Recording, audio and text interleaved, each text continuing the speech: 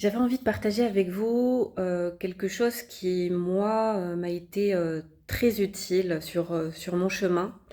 C'est de distinguer l'enseignant de la personne.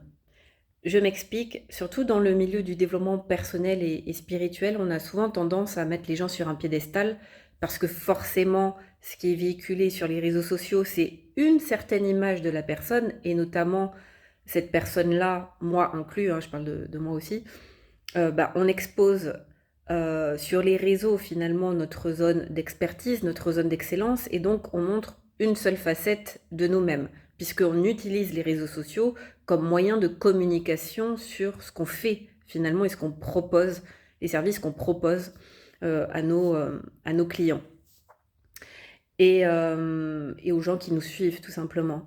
Et donc ce qui fait que les gens ont tendance à nous mettre sur un piédestal en pensant que on incarne totalement ce qu'on transmet au quotidien et que ça doit être tellement extraordinaire de vivre à nos côtés. Et je rigole parce que franchement c'est vraiment drôle.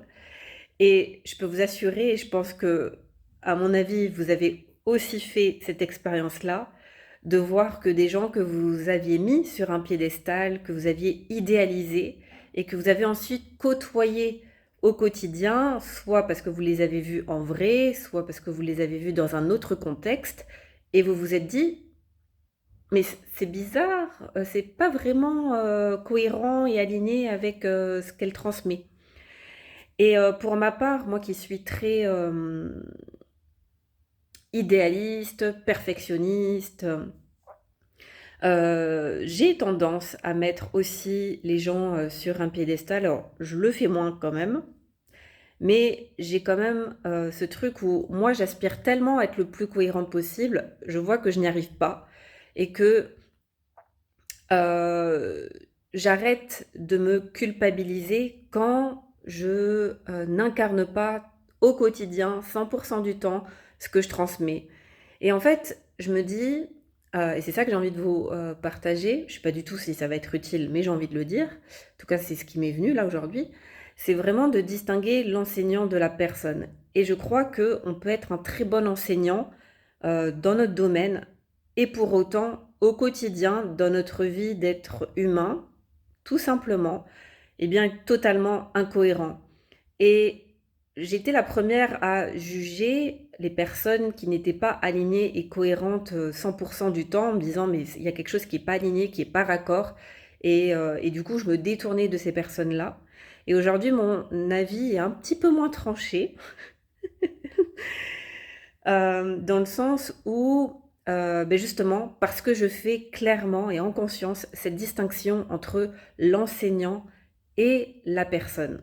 Et donc, je peux très bien suivre les enseignements d'une personne parce que c'est un bon enseignant dans son domaine, mais par contre, je l'idéalise pas du tout, où je suis très au clair et très lucide que si je côtoyais cette personne-là dans la réalité, je pense que je serais un petit peu déçue euh, par, euh, par le manque de cohérence entre ce qu'elle dit et ce qu'elle fait.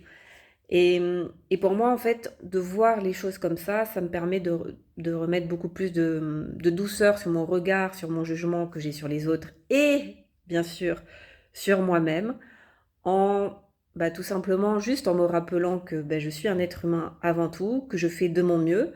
Après, je pense que tout le monde n'a pas l'envie, le discernement et la lucidité de reconnaître ça. Moi, je sais que je le reconnais chez moi, que je ne suis pas toujours alignée, cohérente avec ce que je transmets, mais ça ne fait pas de moi euh, de moi une mauvaise enseignante.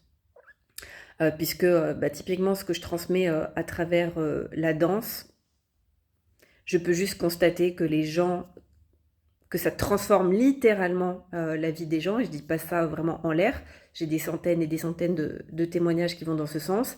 J'avoue que même dans ce que les gens traversent, guérissent, vivent, ça me dépasse complètement, et c'est pas un témoignage au hasard, c'est vraiment des dizaines et des dizaines. Et donc, voilà, en tout cas, moi, ça me permet d'être un peu plus en paix quand je me dis, oh mon Dieu, c'est pas possible. quand je me vois et que j'ai vraiment l'impression d'être un sketch à moi toute seule, bah, je me rappelle, voilà, que, je peux être une bonne enseignante et qu'en tant qu'être humain, je fais de mon mieux. Voilà. Je sais pas si, ce partage est utile, mais en tout cas, j'avais envie, de vous le partager, de voilà, ce qui m'a traversé ces derniers jours et surtout pour, voilà, remettre un peu l'église au centre du village.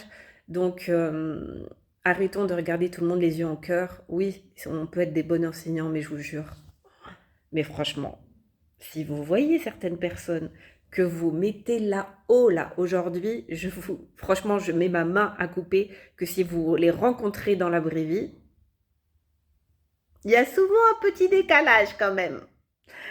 Je vous souhaite une belle journée. Et oui, puis quand même, petit instant publicitaire. En parlant de la danse, justement, donc j'offre un atelier gratuit, un atelier découverte le jeudi 7 mars à 20 h en ligne. Il y aura un replay sur inscription. Bah, pour vous faire découvrir justement l'art de la danse libre, la danse de l'être, comme voie d'éveil et de libération émotionnelle. Et l'idée, c'est que bah, de vous faire découvrir cette approche-là. Et si vous avez envie d'aller plus loin avec moi, il y a un cycle d'ateliers en ligne qui démarrera mi-mars. Je vous laisse le lien d'inscription sous la vidéo. Bon dimanche.